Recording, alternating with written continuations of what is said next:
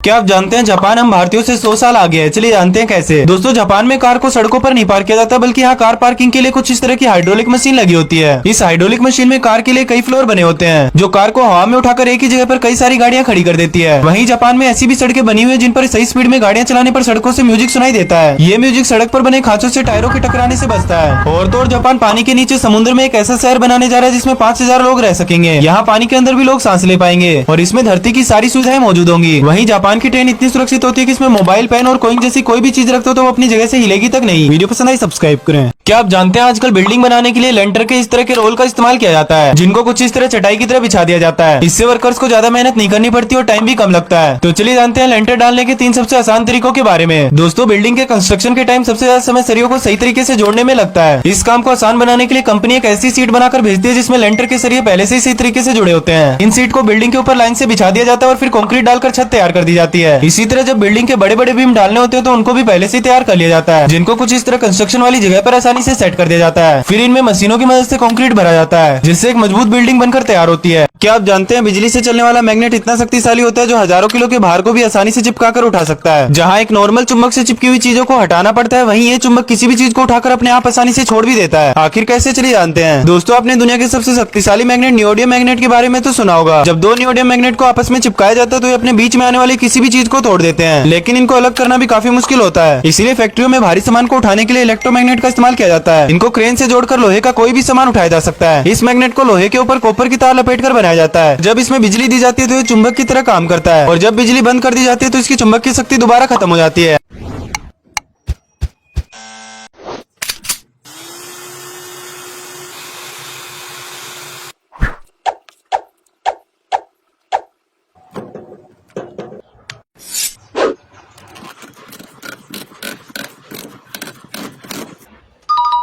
क्या आप जानते हैं जब एक प्लेन टूट जाता है तो उसे टेप की मदद से चिपकाया जाता है और इनको उड़ान भरने के लिए भी भेज दिया जाता है। लेकिन इतना भारी प्लेन एक टेप की मदद से कैसे चिपक जाता है? और तो और आपने देखा होगा कि प्लेन की खिड़कियों में एक छोटा सा छेद बना होता है। आखिर ये क्या काम आता है, चलिए जानते हैं। दोस्तों, एरोप्लेन को चिपकाने वाला टेप कोई नॉर्मल कागज से नहीं बना होता, बल्कि एल्यूमिनियम से बनता है, और एरोप्लेन भी पूरी तरह एल्यूमिनियम का ही बना होता है। इस टेप को एयरक्राफ्ट स्पीड टेप कहा जाता है, और इस टेप का इस्तेमाल तभी किया जाता है जब एरोप्लेन में छोटे मोटे क्रैक्स आ जाते हैं। ये टेप हवा के दबाव को झेल सकती है, जो प्लेन को पूरी तरह सुरक्षित रखती है। वहीं अगर प्लेन की खिड़कियों में छोटा सा छेद नहीं होगा तो प्लेन गुब्बारे की तरह फट जाएगा, क्योंकि इन छेद से ही प्लेन के अंदर हवा का दबाव मेंटेन रहता है। और इतनी ऊंचाई पर प्लेन की खिड़की को पूरा खोल दिया जाए तो लोग ठीक से सांस भी नहीं ले पाएंगे। क्या आप जानते हैं हिंद महासागर में सुनामी और तूफान आने से चेन्नई शहर का एयरपोर्ट भी पानी में डूब गया है, और अब इस शहर में रेलवे स्टेशन पर भी ट्रेन नहीं बल्कि पानी भरा हुआ है। और तो और तूफान के चलते चेन्नई शहर के अंडरपास और सबवे भी पानी से भर चुके हैं। आखिर यहाँ तूफान और सुनामी किस वजह से आ रहे हैं, चलिए जानते हैं। दोस्तों, तमिलनाडु में भारी बारिश के चलते पहाड़ों पर भूस्खलन की संख्या भी बढ़ गई है और जगह जगह जमीन और रोड पानी में बह रही है। इस राज्य में सभी लोगों को समुद्र तट से दूर रहने का रेड अलर्ट जारी कर दिया गया है। वहीं चेन्नई शहर की हालत तो इतनी खराब है कि एयरपोर्ट पर हवाई जहाज भी पानी में डूब गए हैं और यहाँ की सड़कों पर कार भी तिनके की तरह बह रही है। तमिलनाडु में तूफान आने का कारण बंगाल की खाड़ी में उठ रहा चक्रवाती तूफान मिचोंग है। ये तूफान धीरे धीरे तट की तरफ बढ़ रहा है, जिससे इन इलाकों में बारिश और सुनामी जैसे हालात पैदा हो रहे हैं।